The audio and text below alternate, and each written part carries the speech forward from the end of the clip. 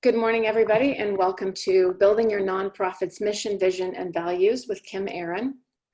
Kim has a lot of experience in the nonprofit world. Right now, she has formed the organization with Dean McGee, Power of the P, and this organization helps nonprofits with organization, leadership, things like strategic planning, board assessment, and even taxes. So Kim is going to lead our workshop today, and I will let her take it away. And thank you so much, Kim, for doing this. It's my pleasure. Hello, everyone. This is a presentation I've done quite a few times, but never without a live audience. It was structured originally to be very interactive. So there were a lot of exercises that we did and breaking into small groups and discussing. So I've adjusted it to take all of that fun stuff out and just kind of deliver some facts that I hope will be helpful for you as you think about just what the mission, vision, and values of your organization are.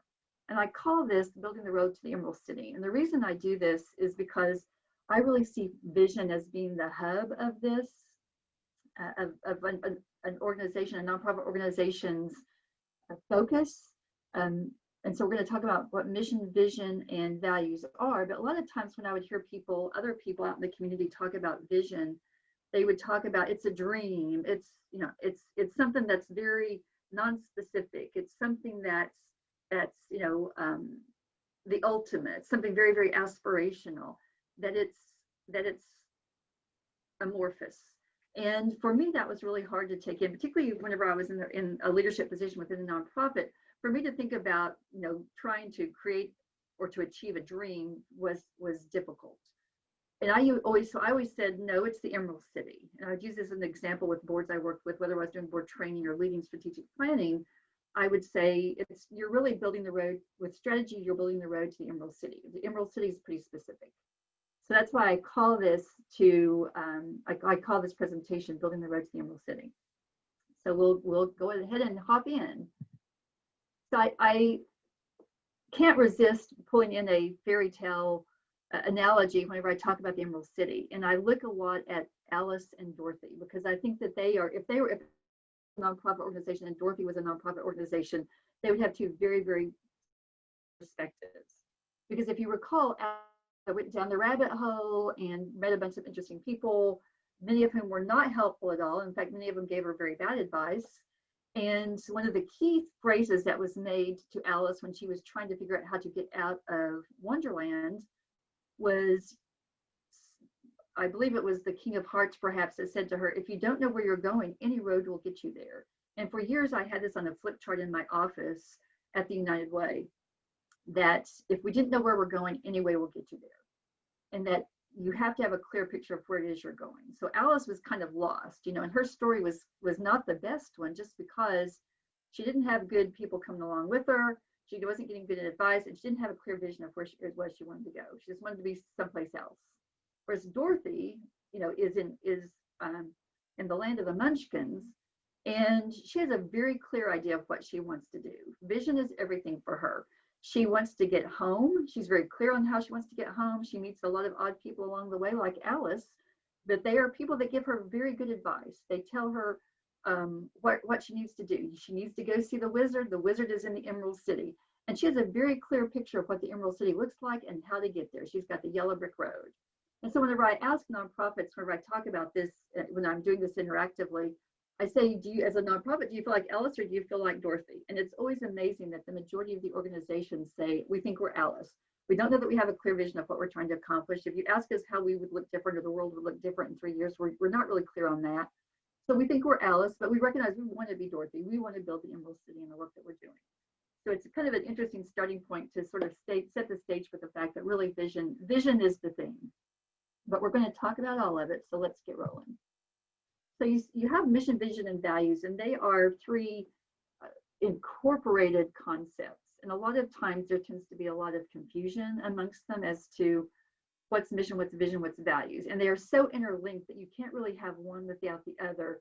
Neither of them stands alone well, but you really also have to understand what the role of each one is. And the way I thought about doing this overhead was actually to have vision in the center, because I just see vision as the bullseye. Mission is the bigger context, and then values is even bigger than that, because values sets the tone for everything. So we're going to break that down just a little bit more. Peter Drucker made the comment that a nonprofit has a distinctive, that there are many nonprofits in the United States. They have very different missions, but they're always focused on changing lives. It's always the starting point and the ending point. So Drucker, and if you don't know who Peter Drucker is, I first got exposed to him whenever I was working on my MBA.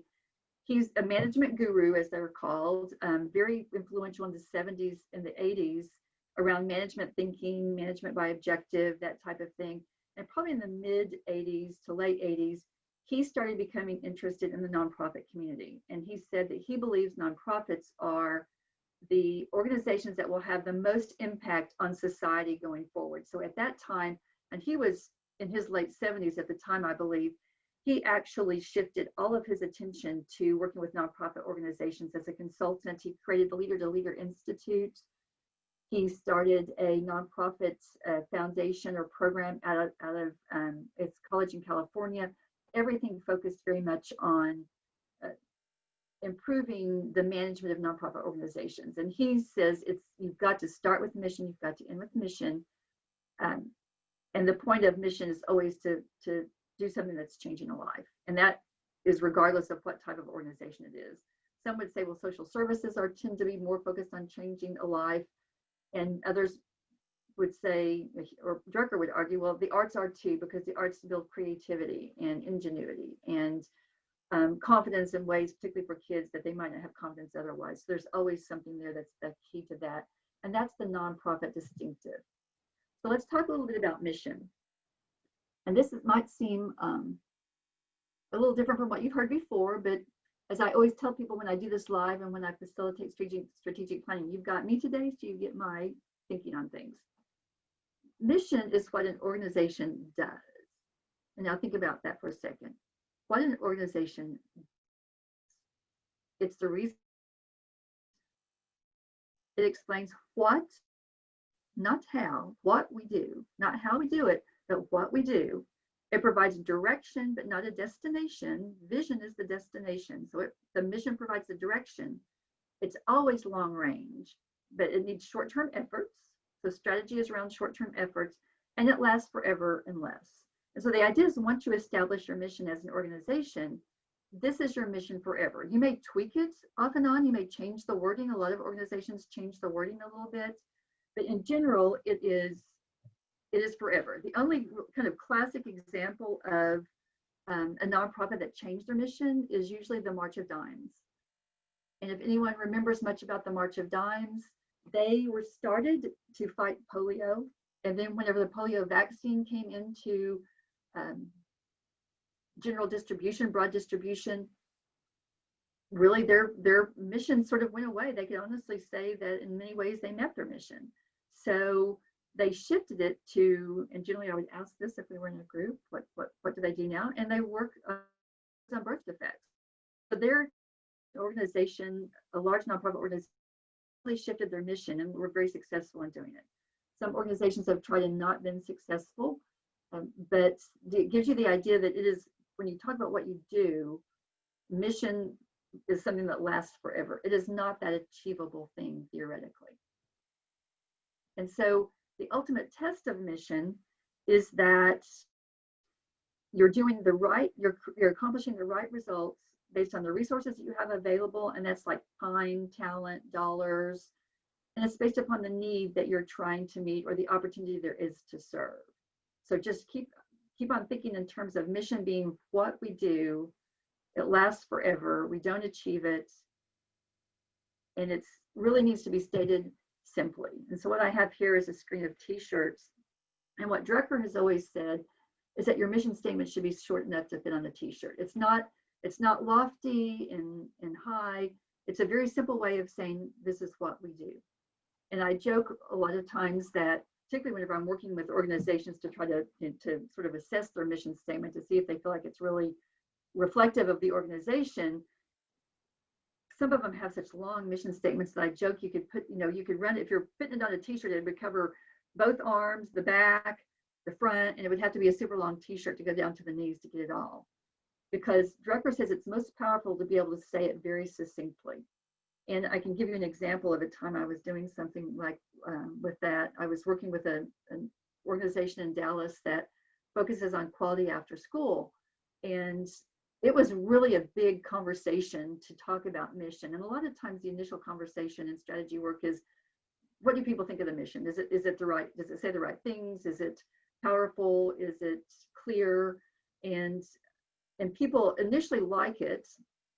And then the more they think about it, they say, well, maybe, it's too long. Maybe it doesn't say the right things. And this particular organization, it was a very, very, very long mission statement. I don't know, 6, 7, 8 lines long. And it sounded very lofty. I mean, it used like big words and all that. And there was a lot of disconnect in the room with the board to say, well, we like this mission statement. We don't like this mission statement. And they were really struggling on how they could say what the organization did in fewer words with less syllables, honestly. And finally, I just said, so tell me, what do you, when you bump into somebody and they say, oh my gosh, Tanya, I haven't seen you in ages. What are you doing? I work for Dallas After School. What does Dallas After School do? And she would say, I say, we make after school better. And I'm like, so then why is that not the mission statement? Why is the mission statement of Dallas After School not, we make after school better, or our mission is to make after school better? And there was a big debate over that, but I have a visual aid here. So there was a big debate. Here is the Dallas After School t-shirt. You can see their logo, Dallas After School. And this is what's on the back. We make after school better. So they ended up going with this and actually put it on a t-shirt. You have to love it, yes. But they actually put it on a t-shirt to say, this is impactful. It's a short way to say exactly what we do. And no matter what we do, our mission, no matter what we do programmatically, no matter what community it is that we're serving, our mission will always be to make after school better. So, and we may have different ways of doing that. We may have different things we want to accomplish, but that is a statement that can live as we see it, today as we're working on this. That's something that will live into perpetuity. So you can see I have a genuine illustration of making out, of a mission statement that fits on a t-shirt. It's just a really a powerful thing. And I actually wear this t-shirt sometimes to the gym. And I have people even here in Northwest Arkansas saying, what does this mean? We make after school better. And I get the opportunity to explain to them exactly what Dallas After School does. A lot of times when they find out it is Dallas, that there's a little less interest, but it's kind of prompted some interesting conversations just because it's so short and powerful. So what I'm going to do now is actually show you some examples. Again, we generally do this interactively, but these are some mission statements that I'm just putting out there that as examples, because sometimes when you look at your own mission statement, it's really good to look at someone else's and see what it looks like. When I do prep work for strategic planning, I actually benchmark the organization against other like or similar organizations to just give them examples of what other mission statements can look like and see if it resonates for them, if it's powerful, if it sticks, because I think you want some stickiness, to use some Malcolm Gladwell language, some stickiness to it. So here's are just some random ones. The first one is the diaper bank, to provide diapers to needy families. It's very specific. It's narrow. It's for providing diapers to needy families. They're not providing them to everyone, but it's pretty clear what they do. Family Promise of Collin County. Oh, I'm missing a Y there. Collin County is a county on the north side of the Dallas Metroplex. Family Promise organization there. Their mission is to provide food, shelter, and support services to Collin County families as they regain sustained independence. I think this is a pretty good one because it's specific. They provide food, shelter, and support services. I think we all can get an idea of what that is. They're very specific about their location. I think that's great, to Collin County families. So they've narrowed the region, their service area, and they tell you how long they're going to do it until they regain sustained independence. So that's kind of a nice, that's a sort of a nice mission statement too, fairly succinct. The next one is the U.S. Air Force. And I can tell you that when I ask people to vote on which ones they like best, this one always wins because it is very powerful. It is to fly, fight, and win in air, space, and cyberspace. And this is what they do. And this really became a lot more meaningful to me when I was watching the 60 Minutes episode And they were following some guys that were with the U.S. Air Force, and they were stationed in New Mexico. And it showed them leaving their houses, getting in their cars, driving to their offices, and then logging in, and they were literally flying in cyberspace. It showed them flying drones over the Middle East. It showed them, zooming in. It showed them doing all kinds of things. And I thought, man, this mission statement is true. It is very clear and concise. They're doing it in the air, space, and cyberspace. And there's something about it that just makes you want to like join in. I mean, first time I read across this mission statement, I was like, okay, I'm ready to go to my local recruiting office and sign up. So there's something I think this demonstrates a powerfulness that's compelling. And then there's the Veterans of Foreign Wars. And I put this on there because this is an organization who hasn't changed their mission like March of Dimes, but they changed how they characterized it. And so they recently changed their mission statement to be to foster camaraderie amongst U.S. veterans, the military, and their communities, to advocate behalf of all veterans. Spell check just won't catch those things. So it's relatively clear. Foster camaraderie is a little, vague to me, but you certainly see the served population, veterans, the military, and their communities, so their family members, and to advocate. And I do think of the fact that you think of, VFW halls. That's a place where people do go to gather. So that makes sense. They advocate. You do know that they advocate a lot to make sure that veterans and their families are getting the benefits that they're entitled to. So it makes sense. It's not necessarily, doesn't make me want to go out and get involved with the VFW necessarily, but I think it's probably pretty accurate. It's a little long, but their former one, which honestly I loved, was to honor the dead by helping the living. And I get the fact that it's not as specific, perhaps, maybe, but the idea that they're honoring the dead by helping the living, to me, is a very compelling mission. To recognize that the people that survived war, a foreign war, are in need of something, and that there are a lot of people that didn't make it back, and that they're their colleagues and their comrades, and that leads to a need that they have. So to me, that one is a little bit better, but it just shows you, these just show you the different ways that you can set up a mission statement. Normally I would say, are there any questions? But since we're just not like in that mode, we'll kind of like move on down to, hopefully you'll get this idea that this is mission, it's what we do. So now we'll move on to vision. I call it the vision thing because, a decade ago, that was a terminology that was being used because of the White House. With the White House, we talk about the vision thing. So let's talk about the vision. And this is big to me because for many nonprofits, the way they need to think about vision needs to be different than what they have. And I've actually had some, kind of give and take and push and pull with nonprofits I've worked with around what vision needs to be. And it really needs to be a mental picture of what the served community looks like as a result of the fact that you as a nonprofit were serving them. There's a real inclination to want for vision to be focused on the organization. In the for-profit world, vision generally is focused on the organization itself.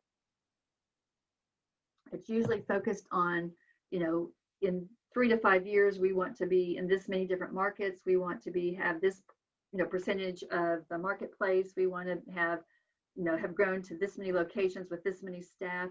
But for nonprofits, your whole reason for existing is that served community. So your vision needs to be, what does the served community look like in the future because you were doing work? And if you can get vision right, then building strategy is easy. Because if you can get a clear, specific picture of what you want the community that you're serving to look like 2 to 3 years down the road, then strategy it's easy to say, what do I have to do to make that happen? Well, I have to do this to make that happen. I have to do that to make that happen. And then strategy just cascades out of the vision statement because the vision is that clear. It's got to focus on a better future. It needs to be inspirational. It needs to be something that people want to get on board with and be a part of. It needs to be aspirational, and that it needs to have some stretch goal attached to it. It can't be something that you can just do tomorrow. It needs to be something that's going to take some work and that you do aspire to. It's going to be specific. So you know if you've met it or not, and it's got to be achievable. I mean, no one wants to chase hard after something that they're never going to catch. And that's can't be this amorphous dream. It's got to be something that's achievable. It's really hard in my experience to get people to line up beside you in a race that you're running if you don't think you're ever going to hit the goal line. So people want to see that it's going to take a stretch. It's aspirational, but we can get there. And it also has to align with mission. And again, as I said, it needs to facilitate the development of strategy.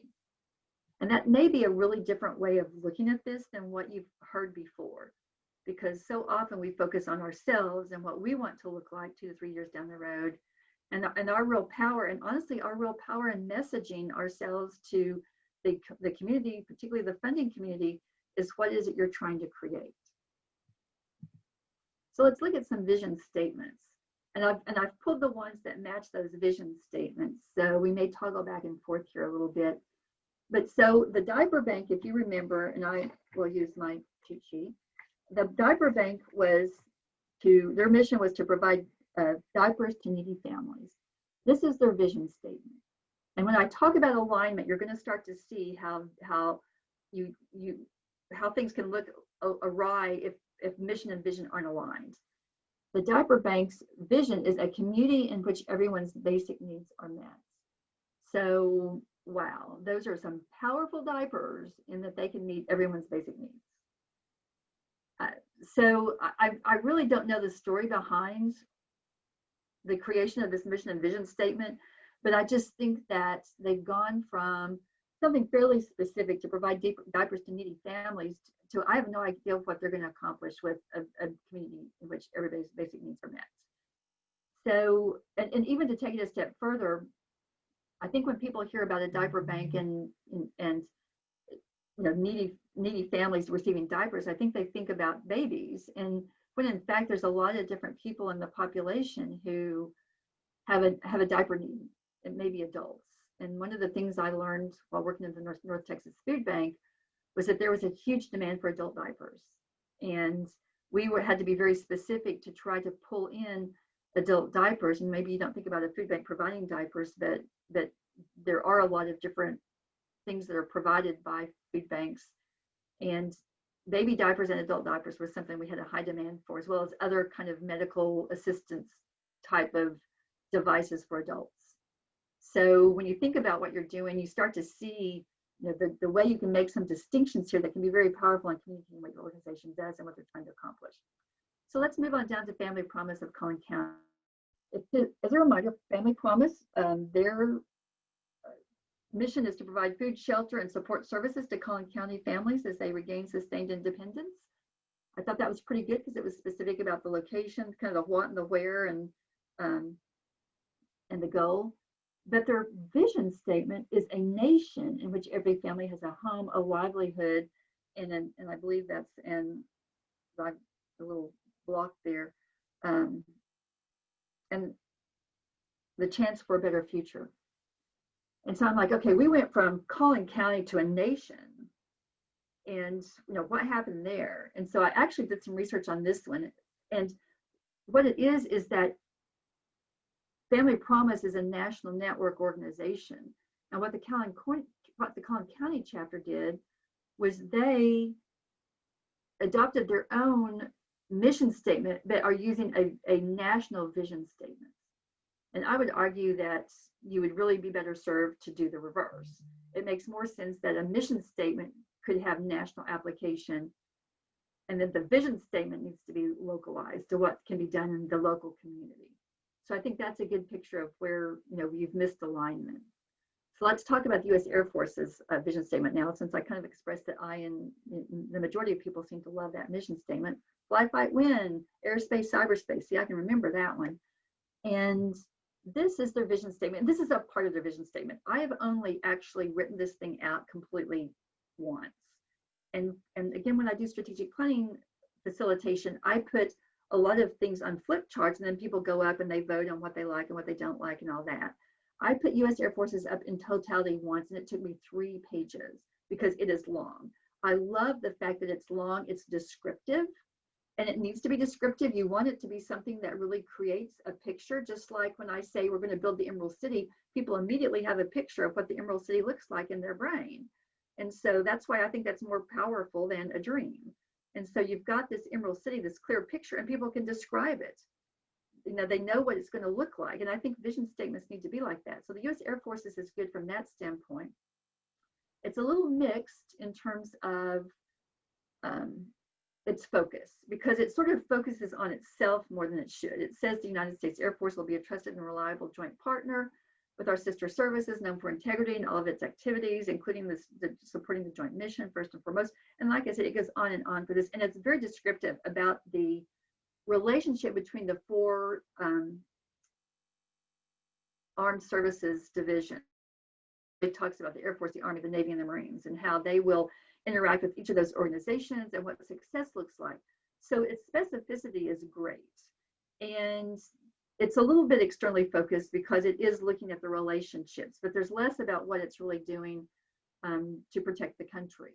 And so I think it's pretty good. That's how I would change it. So now let's look at veterans of foreign wars. And this one is actually, I think, really pretty good. Veterans are respected for their service, always receive their earned benefits, and are recognized for the sacrifices they and their loved ones have made on behalf of this great country. And I think this is pretty good. And I think it matches, whether it's the old mission statement or the new one, I think it probably fits pretty well. I think it gives you, I think when you see this, you realize what they're describing. They were describing a future where veterans receive respect. And maybe it's hard for us to think about that, but having an uncle that served in the Vietnam War, it's interesting to hear him talk. He never has felt respected for that service. And he lives in the Washington, D.C. area, where you would think there would be a little bit more observance of those kinds of things, but that their goal is for people to feel respected for their service, that they receive their benefits, they're recognized for their sacrifices that they and their loved ones have made on behalf of the country. I think you can start to see how the things the how they accomplish mission starts to fall naturally out of this. I can easily start to see 3 or 4 different strategic initiatives that come from this vision statement. So I think it accomplishes what it needs to do. So that's kind of vision statements, kind of, pause and digest that for a couple minutes. So we've said, mission is what we do, vision is what we're trying to achieve for the served community. And then we go on to values. And values are really interesting because they are internal beliefs that are reflected on our behavior. I've had some really interesting conversations with people about values, because a lot of organizations really believe that values, it's really important for the staff to be heavily involved in the development of value statements, because they're the ones that are having to live these values out every day. And they get concerned when the board tries to pick values or establish value statements that are that don't resonate for the staff, because they're like, I don't know how I'm going to live that out. But it represents your core principles and priorities, and the key aspect of them is they can't be compromised for financial gain, for short-term expediency, or for changing environmental conditions. I mean, the values are, again, it's this internal belief. Sometimes they get confused with a guiding principle. Some organizations are like, well, how's that different from a guiding principle? A guiding principle generally is considered to be something that's established by the outside environment, and then a value is something that's coming from inside. And I'll give you an example. Just when I meet people sometimes, depending on the conversation we're having, I'll say, well, equity is a high value for me, and it has always been a really high value for me. And I actually had someone say to me once, they're like, I've never heard anybody say that before. Tell me what you mean when you say equity is a very high value for you. And I said, what it means for me is that I don't ever want anything I do to disadvantage someone else. And I became keenly aware of this when I was teaching. I had a teaching appointment at the University of Texas at Dallas. And I would tell my students, because it was all graduate students, it was papers, right? And it was papers where there's a lot of discretion. I have a lot of discretion in figuring out whether someone has accomplished or what I wanted them to accomplish with the paper, or if they had supported their argument well enough or whatever. It wasn't true, false, or multiple choice. There were no hard right or wrong answers. And so I was always concerned that I wanted to grade everyone's paper the same. I wanted to deliver equity in how I looked at someone's paper. And I knew when you're sitting down and grading a bunch of papers, that I graded the first paper harder than I did the last one. I was fresher, I was more critical, and that first paper that I touched was going to be the one that got probably the worst grade. And after I'd read like 15 of them, even if I stop and take a break or delay, because I've been reading them and I've been hearing things over and over sometimes, my yardstick for good becomes shorter. Plus, and this has actually happened, as I've said to students, if I'm eating chocolate and reading your paper, I might be feeling pretty generous. And if my dog just threw up while I was reading your paper, and that has happened to me, then I might be feeling kind of cranky, and I may come back and look at your paper more stringently. And I don't want my frame to ever influence the grade I give somebody. So I would tell my class, it'll take me longer to get your papers back because I will read them twice. I will read them the first time, and because I know my yardstick changes, I will read them again. I put a sticker that says, here's the grade I think it is, the first pass, and I read it again. And I have never not improved someone's grade through that exercise. Does it take longer to get papers back? Yes. Is it kind of a pain in the butt for me to have to read them twice? Yes. But it's important to me because equity is important to me. And that's the way I live out that value. And so that's sort of an example of how these values need to operate. And just to give you just an example of some that frequently come up when I do work with people, these are just examples: fairness, integrity, tolerance, compassion, stewardship, dignity. And there's generally a statement with this that the board and staff develop that describes this is what we mean by fairness, and this is how you'll see it in our organization. This is what we mean by integrity. I did a project just in the last year with an organization, Action Education Foundation, and we had a lot of conversation there around the use of the word transparency, because the organization had been perceived, inappropriately perceived by its community, its funding community.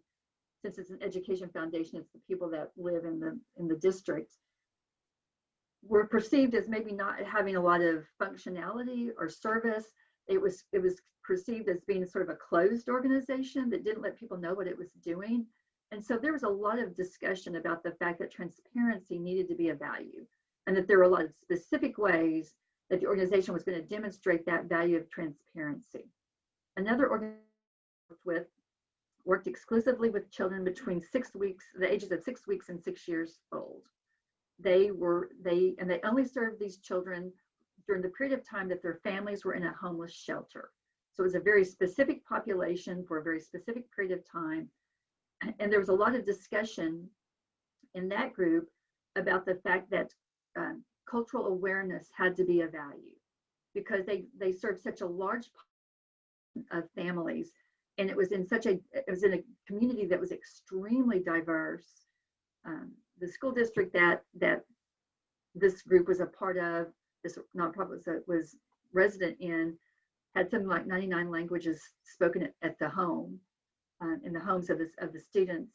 So they felt like it was really important that this cultural sensitivity be built into the value statement, and something that you were always aware of and you didn't ever compromise, not because it's cheaper to do it differently or because it's easier to do it differently, but that it had to be something that they recognized. And they also recognized that they would probably incur a cost in terms of what they would need to do to be truthful to that value, but that was that important to them. So you start to see that, that there's this difference, this interlocking idea that, as I said, values tend to be this big thing that sort of sets the tone for the belief system for the organization. Mission is this thing that they do that's inside values, and then vision is this bullseye is the thing you're trying to hit, and it's the thing that changes while these other things generally stay the same. So hopefully that makes sense to everyone, and we'll kind of move on down to sort of how you would evaluate this. And what I encourage you all to do, since we can't do it in person, what I encourage you all to do is to take a look at your mission statement, your vision statement, and your value statement, and you rate them 1 to 5, and say, really, values is more of a yes or no, but you rate your mission statement and you say, is it clear? Is it concise? Is it specific? Is it easy to put it on the back of a t-shirt and people will think, oh, I know what they do. They make after school better. Look at your vision statement. Does it look forward? Does it identify the outcomes that you're trying to achieve? Does it provide a clear picture for people? And then look at your values and say, is the way we operate reflective of the values that we have? I generally do this. I send out a survey before I do strategic planning, and I ask everyone that receives the survey, usually board members and staff and other stakeholders, to evaluate the organization's mission statement. And it's absolutely amazing the number of times that I don't give them the mission statement or the vision statement or the value statements, because I'm sorry, if you're on the board of an organization or staff of an organization or somehow another stakeholder, you at least have some idea, hopefully, of what these things are. And it is amazing the number of times I get back, particularly from board members. So any board members watching this, as you fail, sit back and say, I have no idea what the organization's mission statement is. I love it. Recently, I had some come back, and a couple board members have written on there, I don't know what this is, and I know that's a really bad thing that I don't know what it is. And so it was like, okay, a little embarrassment can be a motivator sometimes, but they admitted that I don't know what our mission statement is, and I'm involved with the organization. So it's amazing to realize that sometimes people don't know the mission because it is so long and convoluted that it's never stuck with them. And I would really encourage you to just go through and ask your board and your staff to say, how would you rate our mission on these, and vision and values on these points? It can be a pretty eye-opening experience. So let's kind of move on down to, so what does this road look like? So I've talked a lot about the importance of mission and vision. I've really said, vision is what you're living for every day, honestly, in terms of the how of the world, because well, vision is what you want to accomplish, and strategy is the how. It's the how of that vision. So let's kind of talk about that a little bit, because I feel like I would have been shortchanging you if I didn't bring that up. So here's the components of strategic planning. You've got mission, vision, which I've sort of boxed off there a little bit because we've talked about those. You've got environmental scans. You've got establishing, which inform what's happening in the world. You've got your objectives, goals, strategies, and measures. You've got individual action steps and budget, and then you've got this process of measuring and checking. So again, mission is forever. You're starting there. It's what you do. You've got a vision. It's what you want to accomplish over the next 2 to 3 years. Then you've got this scan that you need to do, which is going to tell you what's happening internally, what's happening externally. You use that information to say, so what are our objectives for the next couple of years? What do we have to do? What are our objectives, our goals, our strategies, and how are we going to measure what we do to accomplish that vision? That filters down into actions, and then a budget gets set based on what it is you're trying to accomplish. And then the world starts clicking along as you work, measure, check, work, measure, check. So let's talk about some of these a little bit more. And sometimes this isn't called strategic planning. I've actually started calling strategic planning adaptive planning because it's the world is so dynamic. The internal and external organizations are so dynamic that it's hard to really, say that you can even be strategic for 2 to 3 years because things happen and you have to adjust. What you're trying to accomplish, that vision doesn't necessarily adjust, but how you get there sometimes has to adjust. When I first started getting involved in like long-term strategy work, and this is in the for-profit world, we worked against 10-year plans, 7 to 10-year plans. And then things started moving down to like the 3 to 5-year plans. And now more recently, I feel like people are talking 2 to 3-year plans, and we have to be willing to adjust. There's an old expression that says, as soon as you take the first step on the plan changed, because something changed about the way you took the step. So it's good to keep focus and have a plan, but recognize that the plan is going to have to be adaptive. And it's really going to be how you're deploying your steps to get to mission. And you're going to have goals, objectives, initiatives, measures, and action steps. So let's talk about those. So let's talk about the environmental scan for a couple of minutes. And that's just really a process of gathering and analyzing data from the external environment and the internal environment. And it really helps you to align your strategies because you really have to understand, the space that you're in, the space that and how you define that space, which has a lot to do with mission and vision. You want to really talk about, I hate to use the word competitors in the marketplace, but to a certain degree, there are other people doing what you do or something that's similar to what you do. Understand where they're operating. And it may be that you're doing that because you're wanting to look for alliances that may be helpful. you really want to understand your internal strengths and weaknesses. You want to understand what the organization is good at and what it isn't good at. And you want to use that information to really start to say, okay, these are the things we can accomplish. So there's actually a couple of scan tools that you can use to do this. One is called a PEST, and the other is called a SWOT. And I'm going to guess many of you have heard SWOTs and many of you have not heard PEST. And PEST is really, you can use each of these elements to look at the internal or the external. The P stands for political, that you're going to look at the political environment and really assess what's the political environment that's going on and how is that going to affect what we're trying to accomplish. And that political environment can be just, what is the government doing? Do you rely upon government grants? And there's going to be cuts in that world. Is there an election that's taking place? I mean, we know that there's an election that's taking place, and regardless of how it turns out, things are going to change. If it swings to the Democrats, then the political environment in which we all operate is going to be changing, and what funds that are available and what opportunities are available are going to be different. You also look internally at the organization and say there's politics that go in internally. You have to recognize that sometimes there are things that you're just not going to be able to accomplish because the internal operations are a little too sensitive at this point in time. So you have to think about those kinds of things. The E stands for environmental, and that's actually just looking at the environment itself. Is it, internally and externally? Are there, is the landscape around you looking challenging? Are there things internal that aren't necessarily political in nature, but are just the environment? It could be the physical environment that you're operating in. We'd like to do more, but we're constrained by a facility and we just can't do it. S and C stands for social/cultural, and that's more the real people aspect of it. Externally, is the community ready for the types of things we want to do? Will they understand it? Is the search community open to this type of activity? Are we internally able to really deliver this? Do we have the social culture to be able to make these types of things happen? And then the T is technology, and that's just, that's pretty clear, is do we have the technology to make something happen? I think pretty much anyone that's an educator these days is saying we've got technology, but but sometimes it's too much, sometimes it's not enough. You start to see it just as giving you a model for how you want to break down how you look at the environment internally and externally. The other one, which you're probably more familiar with, and I use both in my work, but I find that I get a lot better responses on the SWOT side than I do the PEST side, because I think people are just more familiar with SWOT. But that's the strengths, weaknesses, opportunities, and threats. And again, the strengths and weaknesses are on the top. The strengths and weaknesses are internal strengths and weaknesses to the organization. Opportunities and threats are external. I see a lot of organizations getting these confused, and they'll identify things as opportunities that are internal, that are really strengths.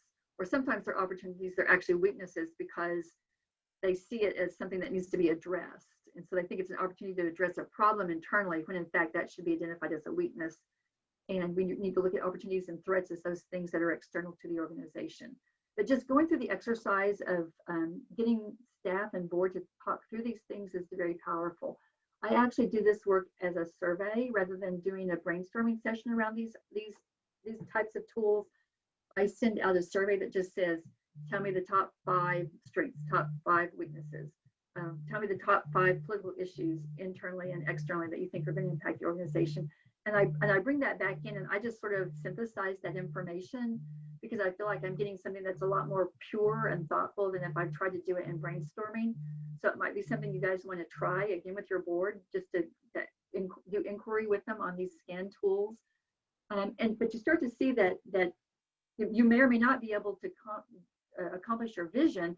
And this is an iterative process. Generally, after you've talked about, what you think your vision should be, then you go through a scan and say, so how real are we in thinking we can accomplish this? And it's an iterative process that you circle back to mission and vision once you've done some of this work, just to sort of tweak what maybe you've come up with based on your understanding of your environment. So then we have just the plan itself. And this is and the plan itself defines the purpose and the desired state. So it's got that vision statement out there. It identifies objectives, strategies, and measures that are going to be needed in the next 12 to 18 to 24 months to reach that vision. It talks about who the owners and the action planning teams are, and it usually involves a communication plan. This is how we are managing this being communicated internally and externally. A one-pager is always great. That can be used as like a leave behind or something like that for funders or other potential stakeholders. But the plan itself, strictly, you think of it this way. So your objectives are what we need to accomplish. The goals will tell us if we've gotten there. So objectives are usually sort of soft. The goals are the hard numbers that back the objectives. The strategies are how we accomplish the objective, and then the measures are how we know when we got there or not. Kind of just as a little example I've put up here. And honestly, when I put these together, I actually do an Excel spreadsheet that looks just about like this. And it could be our objective is to gain funding for a new program. Our goal is to get this many dollars in financial commitments to launch this program and to fund it for 3 years. So you've got something very specific there. You want to do it for 3 years, and you need this many dollars to do that. The strategy is to develop a comprehensive funding plan that includes multiple revenue sources. And again, if I had more room, we would have some more detail on what those things look like. And then our measure is how many donors do we have committed to the project? What percent increase in gifts do we have? What percent increase in the average gift are we getting to be able to make that happen? So that's just an example of the difference between an objective, a goal, a strategy, and a measure. And so then you have another document that backs this up, that's action steps. And that's a document that says for each strategy, so for each objective that you have, really, or actually probably for each strategy that you have, depending on what it is, it may be by objective, it can be by strategy, but you're going to have, okay, this is who's going to do this. Here's the owner, here's the due date. And what I found it's very helpful to do is to have dependencies, to recognize that there are multiple things going on to accomplish vision at the same time, and that some things are dependent on something else. And so I try to identify that. So for example, if it's a fundraising, strategy, then it could be that, our goal is my action step is to identify 15 potential new donors that I believe would be interested in this. But I may have a dependency that someone's got to develop some material that describes some program. People may need to develop some material that describes what exactly this new program is going to accomplish before I can actually go out and start to market it. So I want to identify that dependency to make the point that sometimes things get delayed because not anything that's in my power, but a glitch someplace else. And a lot of times we actually even color code these so that, if everything's on track, it's a green. If there's some obstacles that have been encountered, then it's a yellow. It's coded, the line is coded as a yellow. And then if it's just at a dead halt, it's coded as a red. Because as I said, you're constantly going back and checking to make sure you're on target and you're doing, and things are being accomplished as you want. And so you're using those to signal where you may have potential problems, and you can easily see it. So that's kind of how the whole plan works together.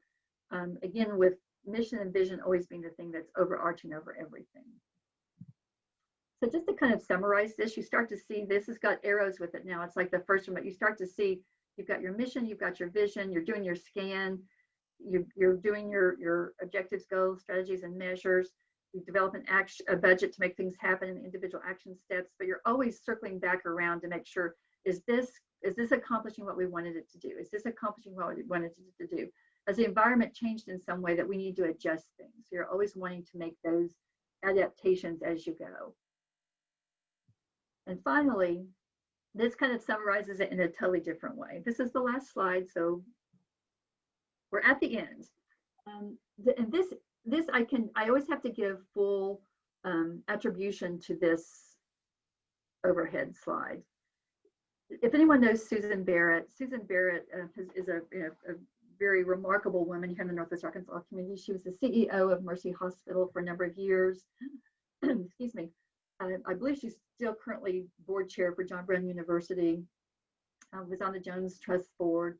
Has just been a very influential person in this community, and just a remarkable woman in the things that she's accomplished and the things that she's doing even now with the Northwest Arkansas Council.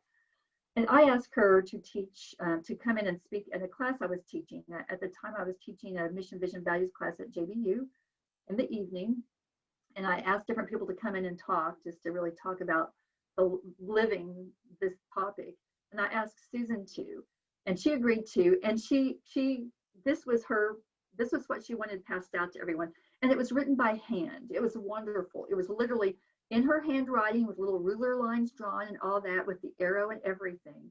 And she brought this. I made copies. She sent it to me. No, she didn't. You know what? I'm wrong about that. She actually brought the copies because it was handwritten. I was thinking maybe she'd scan it to me, but she hadn't. She brought the copies and passed them out. And it was the first time I'd seen it. And I was like, oh my gosh, this is exactly the way I think about this process. And so I was delighted that, to see it. And then, so when first time I was asked to make this presentation a couple of years ago, I decided I needed to, put it into a PowerPoint slide. So I did, and I sent it to her and said, hey, Susan, I just want to let you know, I took that little schematic that you had drawn out and I made it into a PowerPoint slide, and I'm using it. And I want you to know that I'm using it. I'm not trying to steal your work, but I'm using it and I'm giving you full attribution. But Susan said that that this is it. This is all you need to know. And I think it's a lot of the way I do case statements, one-page case statements when I'm trying to make a case for something. Case statements are normally, lengthy documents, but to summarize it and use something like this, whenever I'm talking with a funder or potential stakeholder, is very effective. So I was happy to see it. But you see, she's got the values first, the mission on top, the vision over here is the sun, the bright thing we're moving towards. She's got the strategies. She's got guiding principles, which is something I spend less time on. She's got the challenges, which is really part of the environmental assessment. And then she's got the results. And and the challenges are a mountain to climb, but the results are a mountain, a mountain that's achieved. So I think it's just a great one-pager for how a lot of people think about it, the components, and how they all interrelate. So with that, I'll leave you with the Emerald City. And if we were live, we would have questions and other discussion, but hopefully we've kind of gone from the beginning of the Yellow Brick Road to what the Emerald City, this thing we want to accomplish, looks like. There is one question. There is one question in particular. Thank you for talking about breaking down a nonprofit strategy into executable elements. Okay. That is really hard to translate, I think, for some organizations. They have a great strategy. We're going to do this. We're going to do these great things, but until it's broken down into tiny steps that you can actually accomplish, I don't feel like you can really get a grasp of what you want to do and who you want to help. I agree with that completely. And I will share that the way I do strategic planning, and what I say usually when someone has hired me to help them with it, is that if you don't walk out from this session, from the time we've spent together, whether it's been a day or several days or several weeks, if you don't walk out knowing what you need to do tomorrow to make this happen, then I have failed. And this is my voice as a board member of organizations. Before I even started doing nonprofit work, I would be on boards, and we would go into a session that we were paying someone for. And I felt like everybody said, man, that was like the best discussion ever. And I would say, but what are we doing? I don't understand what we're doing. What do we do tomorrow to make this start? And I just felt like people didn't really understand what I was saying. But it was frustrating to me because I was like, that was an interesting conversation. We spent a lot of time together. I feel like I know everyone in the room better and what their thinking is. But, and our rapport going forward as a board will be more effective because of these things we've talked about. But I don't understand what we're doing. And I think I think people do strategic planning and they get together, they have a conversation, everybody feels good walking out, but nobody knows what to do next. And so I think it's really important that whenever you're doing strategic planning, you carve out an agenda that's very specific, that says we're going to spend this much time on everything, and there's time built in to say, and that last piece of it, this action planning piece of it, is part of it. And what seems to really work the best in my experience is that, I'm going to go back up, so that in the strategic planning, you get this far, this plan framework example, you get that far, and that's a spreadsheet. And then what seems to work best, I've had a couple times when I've done this with organizations, and we actually got down to here. And a lot of times what I would do is I would capture what everyone says and come back and create a draft of something like this just with blanks, so that it gives them at least the starting point to do it. But in some cases, as far as I can get with, with the combination of a board and staff working together to create this much, I've given them the outline to come back in and say, no, let's, excuse me, let's do this. And the staff, excuse me. Ragweed, it's horrible. I know, and I'm drinking my, no advertisement for bubbly orange, because I've been taking Benadryl and it gets me so dry. Sorry, but a lot of times the staff will take this and say, okay, we want to take this part. We really don't want the board to be super involved with this part, because this has got to be woven into the stuff that we're doing every day. And I think that becomes an obstacle sometimes. It's like the staff looks at the stuff the board wants here, and they're start like going, oh my gosh, what do you want me to do? I've already got a full-time job here. How do I start to weave this in? So I think it's really important when you get into this level of it, that the staff has to be engaged in filling it out, but you have to make it part of your project plan to say, our first step on the strategy is to, let's make sure we've got the part to build the strategy. And I find it works really well to just do like put a spreadsheet up on the screen, project it up on the screen, and just sit in the room and input it in while people are there and everybody's agreeing. And everything always has to get tweaked. But you have to absolutely make this part of it part of the plan, or in my view, I'm agreeing, you have nothing that's useful, and you walk out and the plan sits over here and nothing ever happens. And we need the logic as much as we need the creativity. So thank you for the reminder about all that. And just thank you so much for doing this. This is wonderful. It's going to be on the library's YouTube and Facebook page. And then hopefully, as soon as we're all able to meet again, we can meet in our new space, and you can do this in person. It'll be, yeah, I'm looking forward to that. I always tell people I think I'm much better in person, because I'm walking around. This is confining because I'm having to sit in my chair, and people that see me present know I'm usually all over the room talking to people and going up and talking to them. So this is confining, but you know what? I'm thankful to have it. We are too.